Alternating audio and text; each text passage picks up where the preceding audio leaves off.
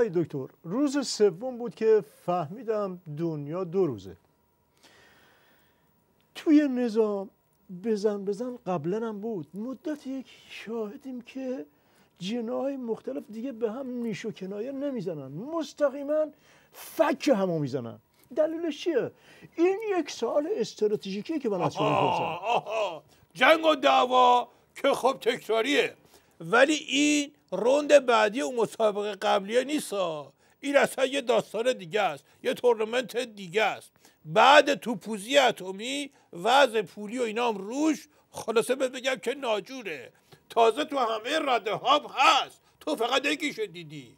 این تورنمنت که نگاه بکنی جوانانش مثلا بین فک و فامیل حاجی مهدوی کنیه با نوه امام که حاجی رفسنجانی فرستادش تو رینگ که بزنن به پک و پوز هم. تو رسته پیر پاتالا داشت مقام عظما داشت بزرگه، سر پیری وارد رینگ شد. آیا دکتر چرا مقام عظما رفته بزرگترشو فرستاده؟ اگه این طفل این وسط بمیره کی جواب میده؟ خب این در پاسخ به درخواست حاجی رفسنجانی بوده، چون گفته بود برو بچه بگو بزرگترت بیاد، ما تو رو ولی فقیه کردیم. خلاصه آقا داداش پیری عظما حکم نخودچی ته آجیلو داره، وقتی چیز دیگه این نباشه میرن سراغ این بدبخت بیچاره. آیا دکتر این نقدی یه سری سوال فرستاده مثل همیشه پرت و پلا، نمیخونمش. نمیشه شما یه بحث استراتژیک ساده‌ای براش بکنین یه چیزی حالیش بشه؟ نقدی با هر کس به اندازه شعورش برخورد کن، نه به اندازه شعور خودت، اینجوری کمتر عذاب میکشی. نقدی بدبخت چارش بحث نیست. مرحوم ابوی همیشه میفرمودن بزن بهادر، عرض میکردم بله، میفرمودن که بعضیا با زبون خر میشن با کتک آدم. میگن تو این همایش بسیج که نقدی برگزار کرده بود آخرش خود شیطون اومد بلند شد داد زد گفت بابا غلط کردم، آدم پیدا کنین سجده میکنم. آیا دکتر تو این هیروویری که نظام رو آبه، داستان همایش ضد فساد چی بود که شیخ فری را انداخت که عظما هم گیج شد و دعوا کرد، آخرش تبدیل شد به دردسر این همایش؟ تو هم کم آلزایمر نداری یا؟ خودت گفتی دارن فک همو میزنن، بعد حالا میپرسی همایش دیگه چی بود؟ خب همایش هم یه مدلی از زدن فک عظما بود دیگه. یه خورده مرام و کمالات تو جمع کن ما هم بشینیم. جا نیست. شرمنده تا دست خودم نیست دیگه، نیا کن دست تو نباشه. یه امتیاز دادم که یه امتیاز بگیرم. چی شد؟ چی گفتی؟ هیچی، صدا از بیرون بود. از بیرون بود. مرحوم ابوی همیشه میفرمودن بزن بهادر، عرض میکردم بله، میفرمودن که مهم نیست که بقیه پشت سر چی میگن، مهم اینه که جرئت نکنن تو روت همون حرفو بزنن. بگذاریم آیه دکتر، من نمیخوام از خودم تعریف کنم، ولی حقیقت اینه که کمال همنشین در من اثر کرده، اساسی تبدیل به یک عنصر فوق استراتژیکی شدم. از خصوصیات آدم‌های استراتژیک اولش اینه که کم حافظه هستن. دومیش چی بود؟ یادم رفت. به هر حال با این شم استراتژی متوجه شدم که یکی از موضوعهای اصلی دعوا سپاست، ولی چرا هیچ کدوم از دو طرف مستقیما از سپاه اسم نمیبرن؟ میترسن؟ کی کشف کردی مثلا تو؟ خب همون دعوا هست که تو اتمی هم بود، حالا یه جور دیگه شه دیگه.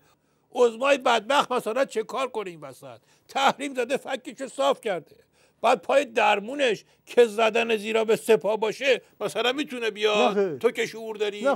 خب شیخ فری حاجی رفسنجانی هم دل خوشی ندارن از این داستان، ولی اون بدبخت ها میترسن که مریض زیر عمل جراحی سپاه بمیره. منظورتون از مریض مقام عظماست؟ نه بابا، آخش خیالم راحت شد. منظور کل نظامه.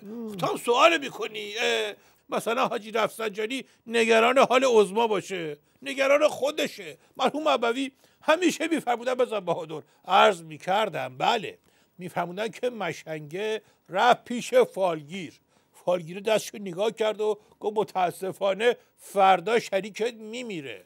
مشنگه گفت اینو که خودم میدونستم، که تو بگو گیر پلیس میافتم یا نه. سر این دعوای همایش بازم شیخ فری آدرس و عوضی رفت، گم شد. حکایت همون گرگ است که گیج بود، رفت در خونه شنگول و منگول، گفت باز کنید مادرتونم. در باز شد، چشمت روز بد نبینه.